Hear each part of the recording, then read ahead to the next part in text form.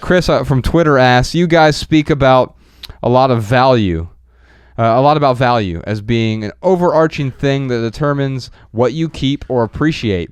How do you determine this value, since it seems so subjective? It is subjective. Do you use a formula? I use the quadratic formula, right? Because you're so awesome. What about objects that have sporadic/intermittent purposes? Think about hobbies that you have. Yeah, I mean, it's Chris.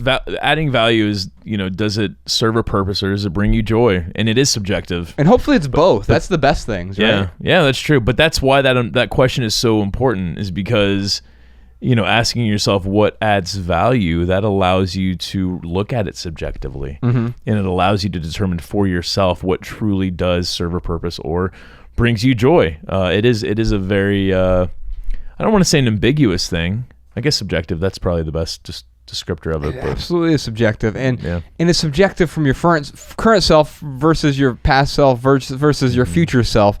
That subjectiveness changes over time. Yeah. And so notice that it becomes fluid in a way.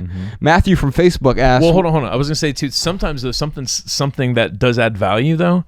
Like, think about Facebook, right? Like, you can get about... Mariah and I were having this conversation yesterday. You can get about 10% value from Facebook.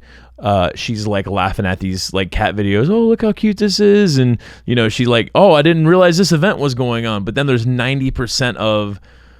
she had a friend who like posted this picture. It was like this before and after picture. I've lost 20 pounds. It was just like a picture of their face.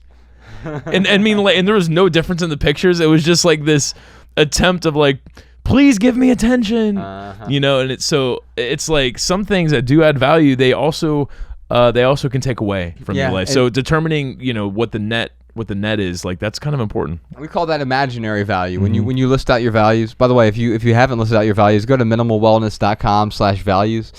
Rebecca has a whole like values checklist on how you can set up your own values, and you can determine what are your imaginary values or really what are the obstacles, because Facebook then at that point becomes an obstacle for you. It's an imaginary value.